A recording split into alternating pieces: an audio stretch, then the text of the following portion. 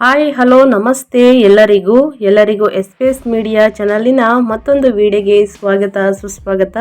ಸ್ನೇಹಿತರೆ, ಎಲ್ಲರೂ ಹೇಗಿದ್ದೀರಾ? ಎಲ್ಲರೂ ಚೆನ್ನಾಗಿದ್ದೀರಾ ಅಂದ್ಕೊಂಡಿದ್ದೀನಿ. ಹೋಪ್ ನಾನು ಕೂಡ ತುಂಬಾ ಚೆನ್ನಾಗಿದ್ದೀನಿ. ಎಲ್ಲರೂ ಚೆನ್ನಾಗಿದ್ದೀರಾ ಅಂದ್ಕೊಂಡು ಭಾವಿಸ್ಕೊಂಡು ಇವತ್ತಿನ ಒಂದು ವಿಡಿಯೋನ ಶುರು ಮಾಡಿಬಿಡೋಣ. ಇವತ್ತಿನ ಒಂದು ವಿಡಿಯೋದಲ್ಲಿ ತಿಂಗಳ ಅಂತ್ಯದಲ್ಲಿ ಸ್ನೇಹಿತರೆ ಮಿಥುನ ಸೇರಿ ಈ 3 ರಾಶಿಯವರಿಗೆ ಗಜಕೇಸರಿ ರಾಜಯೋಗ, ಕೋಟ್ಯಾಧಿಪತಿಗಳಾಗುವಂತಹ ಪರ್ವಕಾಲ ಶುರು ಅಂತಲೇ ಹೇಳ್ಬೋದು ಈ 3 ರಾಶಿಯವರಿಗೆ.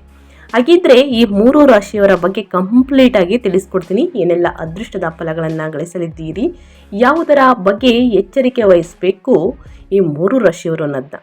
ಸ್ನೇಹಿತರೆ, ಇದನ್ನೆಲ್ಲ ತಿಳ್ಕೊಂಡು ಸಣ್ಣ ಪುಟ್ಟ ಪರಿಹಾರಗಳನ್ನು ಫಾಲೋಅಪ್ ಮಾಡಬೇಕು ಅಂದರೆ ಎಲ್ಲೂ ಕೂಡ ವಿಡಿಯೋನ ಸ್ಕಿಪ್ ಮಾಡಬಾರ್ದು. ಅಂದರೆ ವಿಡಿಯೋನ ಕಟ್ ಮಾಡಿ ಓಡಿಸ್ಕೊಂಡೋಗಿ ನೋಡಿದ್ರೆ ಫುಲ್ ಇನ್ಫಾರ್ಮೇಷನ್ ಅರ್ಥ ಆಗಲ್ಲ.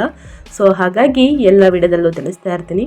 ಮೊದಲಿಂದ ಕೊನೆ ತನಕ ವಿಡಿಯೋನ ವಾಚ್ ಮಾಡಿ. ವಿಡಿಯೋದಲ್ಲಿ ಒಳ್ಳೆಯ ಮಾಹಿತಿ ಸಿಕ್ಕಿದ್ದಲ್ಲಿ ತಪ್ಪದೆ ವಿಡಿಯೋಗೊಂದು ಲೈಕ್ ಕೊಟ್ಟು, ಇನ್ನೂ ನನ್ನ ಚಾನಲ್ನ ಸಬ್ಸ್ಕ್ರೈಬ್ ಮಾಡ್ಕೊಳ್ಳೋದನ್ನೇ ನೋಡ್ತಿದ್ರೆ ಎಸ್ ಪಿ ಎಸ್ ಮೀಡಿಯಾಗೆ ಸಬ್ಸ್ಕ್ರೈಬ್ ಆಗಿ ನಿಮ್ಮ ಅಭಿಪ್ರಾಯಗಳನ್ನು ಕಮೆಂಟ್ ಬಾಕ್ಸಲ್ಲಿ ತಿಳಿಸಬಹುದು.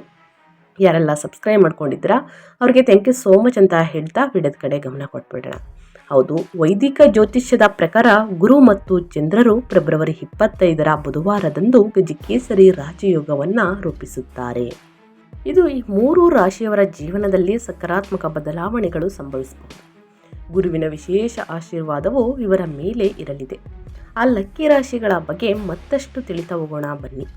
ಇವಾಗೆಲ್ಲೂ ಕೂಡ ಸ್ಕಿಪ್ ಮಾಡ್ತಾನೆ ಈ ಅದೃಷ್ಟ ರಾಶಿಯನ್ನಾದರೂ ನಿಮ್ಮ ಕುಟುಂಬದಲ್ಲಿ, ಸ್ನೇಹಿತರಲ್ಲಿ ಅಥವಾ ನಿಮ್ಮ ಪರಿಚಯಸ್ಥರು ಸ್ನೇಹಿತರೆ ಈ ರಾಶಿಯನ್ನು ಹೊಂದಿದರೆ ದಯವಿಟ್ಟು ಅವ್ರಿಗೆ ವಿಡಿಯೋವನ್ನು ಶೇರ್ ಮಾಡಿ. ನಿಮ್ಮ ಕಡೆಯಿಂದ ಅವರ ಅದೃಷ್ಟ ಭವಿಷ್ಯವನ್ನು ಅವರೇ ತಿಳ್ಕೊಂಡಾಗೋಗುತ್ತೆ. ನಿಮ್ಮ ಕಡೆಯಿಂದ ವೈದಿಕ ಜ್ಯೋತಿಷ್ಯ ಶಾಸ್ತ್ರದ ಪ್ರಕಾರ ಗ್ರಹಗಳು ನಿಯಮಿತ ಅಂತರದಲ್ಲಿ ಸಾಗಿ ಇತರ ಗ್ರಹಗಳೊಂದಿಗೆ ರಾಜಯೋಗವನ್ನು ಸೃಷ್ಟಿಸುತ್ತವೆ. ಇದು ಕೆಲವು ರಾಶಿಚಕ್ರ ಚಿಹ್ನೆಗಳ ಮೇಲೆ ಸಕಾರಾತ್ಮಕ ಪರಿಣಾಮ ಬೀರುತ್ತದೆ ಮತ್ತು ಇತರರ ಮೇಲೆ ಸಕಾರಾತ್ಮಕ ಪರಿಣಾಮ ಬೀರುತ್ತದೆ. ಪಂಚಾಂಗದ ಪ್ರಕಾರ ಚಂದ್ರನು ಫೆಬ್ರವರಿ 26ರಂದು ಮಿಥುನ ರಾಶಿಯನ್ನು ಪ್ರವೇಶಿಸುತ್ತಾರೆ. ಅಲ್ಲಿ ಗುರು ಈಗಾಗಲೇ ನೆಲೆಸಿದ್ದಾರೆ. ಗುರು ಮತ್ತು ಚಂದ್ರನ ಈ ಸಂಯೋಗವು ಗಜಕೇಸರಿ ರಾಜಯೋಗವನ್ನು ಸೃಷ್ಟಿಸುತ್ತದೆ. ಈ ರಾಜಯೋಗದ ಪರಿಣಾಮಗಳನ್ನು ಎಲ್ಲ ರಾಶಿಚಕ್ರ ಚಿಹ್ನೆಗಳ ಜನರು ಅನುಭವಿಸುತ್ತಾರೆ. ಆದರೆ ಈ ಸಮಯದಲ್ಲಿ ಅದೃಷ್ಟವು ಅವರಿಗೆ ಸ್ನೇಹಿತರೆ ದುಪ್ಪಟ್ಟು ಲಾಭವನ್ನು ನೀಡಲಿದೆ ಅಂತಲೇ ಹೇಳಬಹುದು, ಅನುಕೂಲಕರವಾಗಿರಬಹುದು. ಇದಲ್ಲದೆ ಇವರ ಜೀವನದಲ್ಲಿ ಕೆಲವು ಸಕಾರಾತ್ಮಕ ಬದಲಾವಣೆಗಳು ಸಂಭವಿಸಬಹುದು. ಆ ರಾಶಿಚಕ್ರ ಚಿಹ್ನೆಗಳ ಬಗ್ಗೆ ಇನ್ನಷ್ಟು ತಿಳಿದುಕೊಳ್ಳೋಣ ಬನ್ನಿ. ಮೊದಲನೇ ಆ ಅದೃಷ್ಟ ರಾಶಿ ಬಂದು ಮಿಥುನ ರಾಶಿಯವರಿಗೆ.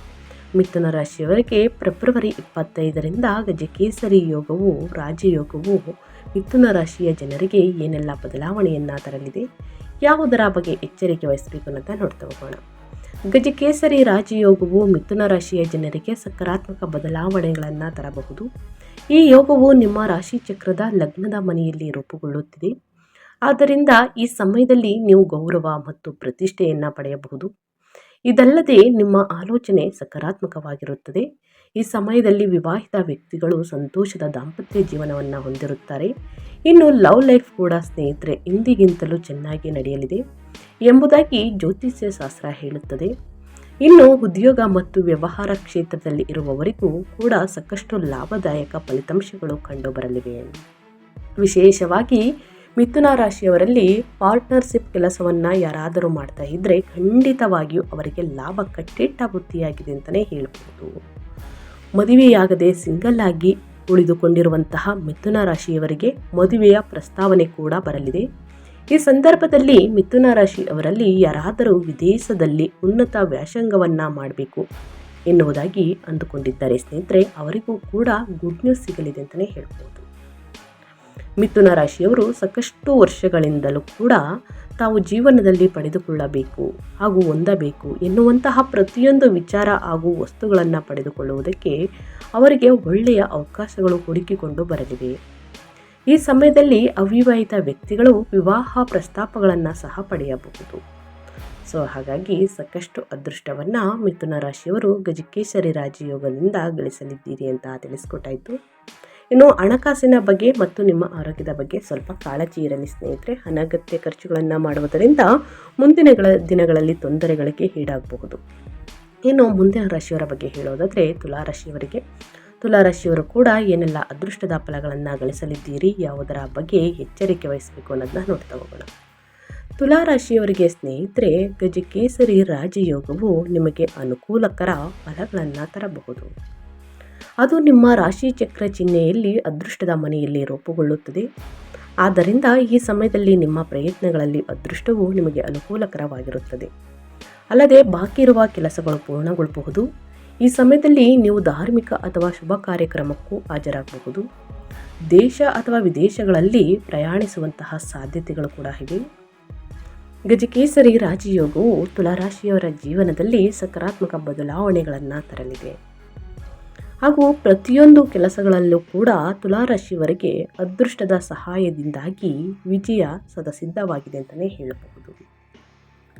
ಈ ಸಂದರ್ಭದಲ್ಲಿ ತುಲಾರಾಶಿಯವರು ಸ್ವಲ್ಪ ಮಟ್ಟಿಗೆ ಧಾರ್ಮಿಕವಾಗಿ ತಮ್ಮನ್ನು ತಾವು ತೊಡಗಿಸಿಕೊಳ್ಳಲಿದ್ದೀರಿ. ಹಾಗೂ ದೇವಸ್ಥಾನಗಳು ಯಾತ್ರೆಯನ್ನು ಕೂಡ ಹಮ್ಮಿಕೊಳ್ಳಲಿದ್ದೀರಿ. ಇದರಿಂದಾಗಿ ಪುಣ್ಯ ಸಂಪಾದನೆಯನ್ನು ಪಡೆದುಕೊಳ್ಳಲಿದ್ದೀರಿ. ಈ ಸಂದರ್ಭದಲ್ಲಿ ನೀವು ಆರ್ಥಿಕವಾಗಿ ಕೂಡ ಸಾಕಷ್ಟು ಲಾಭವನ್ನು ಸಂಪಾದನೆಯಾಗಿ ಮಾಡಲಿದ್ದೀರಿ. ಯಾಕಂದರೆ ನಿಮಗೆ ಆದಾಯ ಪಡೆದುಕೊಳ್ಳುವಂತಹ ಮೂಲಗಳ ಸಂಖ್ಯೆ ಕೂಡ ಹೆಚ್ಚಾಗುತ್ತದೆ. ಸಾಕಷ್ಟು ಸಮಯಗಳಿಂದ ಅರ್ಥಕ್ಕೆ ನಿಂತುಕೊಂಡಿರುವಂತಹ ಯೋಜನೆಗಳು, ಅಂತಹ ಕೆಲಸಗಳನ್ನು ಪೂರ್ತಿ ಮಾಡುವಂತಹ ಯೋಗ ಕೂಡ ನಿಮ್ಮದಾಗಲಿದೆ ಸ್ನೇಹಿತರೆ. ಇನ್ನು ನಿಮ್ಮ ತಂದೆಯಿಂದ ಆಸ್ತಿಯ ವರ್ಗಾವಣೆ ಕೂಡ ನಿಮ್ಮ ಹೆಸರಿಗೆ ನಡೆಯಲಿದೆ. ಇದು ನಿಮ್ಮ ಜೀವನದಲ್ಲಿ ಒಂದು ಟರ್ನಿಂಗ್ ಪಾಯಿಂಟ್ ಆಗಿ ಕಾಣಿಸಿಕೊಳ್ಳಲಿದೆ. ವಿದೇಶಕ್ಕೆ ಹೋಗಿ ಉನ್ನತ ವ್ಯಾಸಂಗವನ್ನು ಪಡೆದುಕೊಳ್ಳುವಂತಹ ಆಸೆಯನ್ನು ಹೊಂದಿರುವಂತಹ ತುಲಾರಾಶಿಯ ವಿದ್ಯಾರ್ಥಿಗಳ ಕನಸು ಪೂರ್ತಿಯಾಗಲಿದೆ. ಈಗಾಗಲೇ ಕೆಲಸದಲ್ಲಿರುವಂತಹ ಉದ್ಯೋಗಿಗಳಿಗೆ ಪ್ರಮೋಷನ್ ಸಿಗಲಿದೆ. ಹಾಗೂ ಹೊಸದಾಗಿ ಕೆಲಸ ಹುಡುಕುತ್ತಿರುವಂತಹ ಜನರಿಗೆ ಅವರ ಮನಸ್ಸಿಗೆ ಇಷ್ಟವಾಗುವಂತಹ ಕೆಲಸ ಸಿಗಲಿದೆ ಅಂತಲೇ ಹೇಳಬಹುದು. ಹಾಗಾಗಿ ಸಾಕಷ್ಟು ಅದೃಷ್ಟವನ್ನು ಗಳಿಸಲಿದ್ದೀರಿ ತುಲಾರಾಶಿಯವರು ಅಂತ ಹೇಳ್ತಾ, ಮುಂದಿನ ರಾಶಿಯವರ ಬಗ್ಗೆ ಹೇಳೋದಾದರೆ ಕನ್ಯಾ ರಾಶಿಯವರಿಗೆ. ಕನ್ಯಾ ರಾಶಿಯವರು ಏನೆಲ್ಲ ಅದೃಷ್ಟದ ಫಲಗಳನ್ನು ಗಳಿಸಲಿದ್ದೀರಿ, ಯಾವುದರ ಬಗ್ಗೆ ಕನ್ಯಾ ರಾಶಿಯವರು ಎಚ್ಚರಿಕೆ ವಹಿಸಬೇಕು ಅನ್ನೋದನ್ನ ನೋಡ್ತಾ ಹೋಗೋಣ. ಗಜಕೇಸರಿ ರಾಜಯೋಗದ ರಚನೆಯು ಕನ್ಯಾ ರಾಶಿಯವರಿಗೆ ಪ್ರಯೋಜನಕಾರಿ ಆಗಬಹುದು. ಈ ರಾಜಯೋಗವು ನಿಮ್ಮ ರಾಶಿ ಚಕ್ರ ಚಿಹ್ನೆಯಲ್ಲಿ ಕರ್ಮದ ಮನೆಯಲ್ಲಿ ರೂಪುಗೊಳ್ಳುತ್ತಿದೆ. ಆದ್ದರಿಂದ ನಿಮ್ಮ ಕೆಲಸ ಮತ್ತು ವ್ಯವಹಾರದಲ್ಲಿ ಪ್ರಗತಿಯ ಲಕ್ಷಣಗಳಿವೆ. ಉದ್ಯೋಗವನ್ನು ಹುಡುಕುತ್ತಿರುವವರು ಚರ್ಚೆಗಳಲ್ಲಿ ತಮ್ಮನ್ನು ಕಂಡುಕೊಳ್ಳಬಹುದು. ಉದ್ಯಮಿಗಳು ಪ್ರಮುಖ ವ್ಯಾಪಾರ ವ್ಯವಹಾರದ ಒಪ್ಪಂದವನ್ನು ಸಹ ಮಾಡಿಕೊಳ್ಳಬಹುದು. ಆದರೆ ನೀವು ಆತುರದ ಹೂಡಿಕೆಗಳನ್ನು ತಪ್ಪಿಸಬೇಕು. ನೀವು ಎಚ್ಚರಿಕೆಯಿಂದ ನಿರ್ಧಾರಗಳನ್ನು ತೆಗೆದುಕೊಳ್ಳಬೇಕು. ಕನ್ಯಾ ರಾಶಿಯವರು ಒಂದು ವೇಳೆ ಮದುವೆಯಾಗಿ ಸಾಕಷ್ಟು ವರ್ಷಗಳಾಗಿದ್ದರೂ ಕೂಡ ಮಕ್ಕಳಿಲ್ಲದೆ ಸ್ನೇಹಿತರೆ ಸಾಕಷ್ಟು ನೋವುಗಳನ್ನು ಅನುಭವಿಸಿರ್ತೀರ. ಸಾಕಷ್ಟು ವರ್ಷಗಳಾಗಿದ್ದರೂ ಕೂಡ ಮಕ್ಕಳಿಲ್ಲದೆ ಕಾಯ್ತಾ ಇದ್ದರೆ ಅಂಥವರಿಗೆ ಈ ಸಂದರ್ಭದಲ್ಲಿ ಸಂತಾನ ಪ್ರಾಪ್ತಿಯಾಗಲಿದೆ. ವಿದೇಶಕ್ಕೆ ಹೋಗುವಂತಹ ಆಸೆಯನ್ನು ಹೊಂದಿರುವಂತಹ ಕನ್ಯಾ ರಾಶಿಯವರಿಗೆ ತಮ್ಮ ಬೇರೆ ಬೇರೆ ಕೆಲಸಗಳನ್ನು ಪೂರೈಸುವುದಕ್ಕೆ ವಿದೇಶಕ್ಕೆ ಹೋಗುವಂಥ ಅವಕಾಶ ಕೂಡಿ ಬರಲಿದೆ ಅಂತಲೇ ಹೇಳ್ಬೋದು. ವಿದೇಶಕ್ಕೆ ಹೋಗುವಂತಹ ಅವಕಾಶ ಕೂಡ ಕೂಡಿ ಬರಲಿದೆ. ಇದರಿಂದ ಲಾಭವನ್ನು ನೋಡಲಿದ್ದೀರಿ. ಈ ರಾಶಿಯವರಿಗೆ ಆಗಾಗ ಅವರಿಗೆ ತಿಳಿಯದಂತೆ ಆಕಸ್ಮಿಕವಾಗಿ ಧನಲಾಭ ಉಂಟಾಗುವಂತಹ ಸಾಧ್ಯತೆ ಕೂಡ ಹೆಚ್ಚಾಗಿದೆ ಅಂತಲೇ ಹೇಳ್ಬೋದು. ಗುರು ಉದಯದ ಲಾಭ ಎನ್ನುವುದು ಕನ್ಯಾ ರಾಶಿಯವರಿಗೆ ಸಾಕಷ್ಟು ದೊಡ್ಡ ಮಟ್ಟದಲ್ಲಿ ಜೀವನದಲ್ಲಿ ಬದಲಾವಣೆಗಳನ್ನು ತರುವಂತಹ ಪರಿಣಾಮವನ್ನು ಬೀರುತ್ತದೆ ಸ್ನೇಹಿತರೆ. ಅದೇ ರೀತಿ ನೀವು ಪಾರ್ಟ್ನರ್ಶಿಪ್ ಕೆಲಸವನ್ನು ಯಾರಾದರೂ ಮಾಡ್ತಾ ಇದ್ದರೆ ಖಂಡಿತವಾಗಿಯೂ ಅವರಿಗೆ ಲಾಭ ಕಟ್ಟಿಟ್ಟ ಬುದ್ಧಿಯಾಗಿದೆ. ಅದೇ ರೀತಿ ಸ್ನೇಹಿತರೆ, ಹೊಸದಾಗಿ ಎಸ್ಟೇಟ್ನ ಸ್ಟಾರ್ಟ್ ಮಾಡಿದರೆ, ಹೊಸದಾಗಿ ಉದ್ಯೋಗವನ್ನು ಸ್ಟಾರ್ಟ್ ಮಾಡಿರೋರಿಗೆ ಸ್ನೇಹಿತರೆ ಖಂಡಿತವಾಗಿಯೂ ಅವರಿಗೆ ಲಾಭ ಕಟ್ಟಿಟ್ಟ ಬುದ್ಧಿ. ಮದುವೆಯಾಗದ ಸಿಂಗಲ್ ಆಗಿ ಉಳಿದುಕೊಂಡಿರುವಂತಹ ಕನ್ಯಾ ರಾಶಿಯವರಿಗೆ ಮದುವೆಯ ಪ್ರಸ್ತಾವನೆ ಕೂಡ ಬರಲಿದೆ. ಅನಗತ್ಯ ಖರ್ಚುಗಳಿಂದ ಆದಷ್ಟು ದೂರವಿರಿ. ಹಣಕಾಸಿನ ಪ್ರಾಬ್ಲಮ್ ಮುಂದಿನ ದಿನಗಳಲ್ಲಿ ಬರಬಾರ್ದು ಅಂದರೆ ಬಹಳಷ್ಟು ಎಚ್ಚರಿಕೆ ವಹಿಸಿ. ಈ ಸಂದರ್ಭದಲ್ಲಿ ಈ ರಾಶಿಯವರಲ್ಲಿ ಯಾರಾದರೂ ವಿದೇಶದಲ್ಲಿ ಉನ್ನತ ವ್ಯಾಸಂಗವನ್ನು ಮಾಡಬೇಕು ಎನ್ನುವುದಾಗಿ ಅಂದುಕೊಂಡಿದ್ದರೆ ಅವರಿಗೂ ಕೂಡ ಗುಡ್ ನ್ಯೂಸ್ ಸಿಗಲಿದೆ ಅಂತಲೇ ಹೇಳ್ಬೋದು. ಸಾಕಷ್ಟು ವರ್ಷಗಳಿಂದ ಸ್ನೇಹಿತರೆ ತಾವು ಜೀವನದಲ್ಲಿ ಪಡೆದುಕೊಳ್ಳಬೇಕು ಹಾಗೂ ಸಾಕಷ್ಟು ಇದನ್ನು ಗಳಿಸಬೇಕು ಅಂದ್ಕೊಂಡಿರೋರಿಗೆ, ಈ ವಸ್ತುಗಳನ್ನು ತೆಗೆದುಕೊಳ್ಬೇಕು ಅನ್ನೋರಿಗೆ ಸ್ನೇಹಿತರೆ, ಆಸ್ತಿಯನ್ನು ಮಾಡಬೇಕು, ಮನೆ ಕಟ್ಟಬೇಕು ಅನ್ನೋರಿಗೆ ಕೆಲವೇ ದಿನಗಳಲ್ಲಿ ಈಡೇರಲಿದೆ ಸ್ನೇಹಿತರೆ.